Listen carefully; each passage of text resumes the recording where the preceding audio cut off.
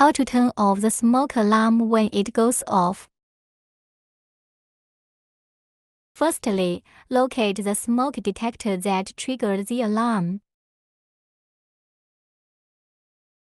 Rotate counterclockwise to separate the probe from the mounting bracket. This probe is connected to the wire of the mounting bracket with a buckle.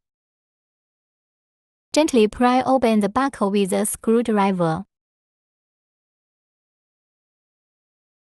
If the alarm is not caused by smoke, it is mostly due to low battery. Open the buckle on the side of this detector. Replace with a new battery. The DD alarm sound has disappeared.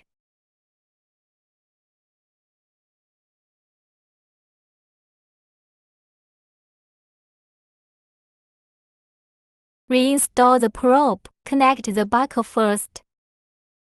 Then rotate clockwise to tighten it.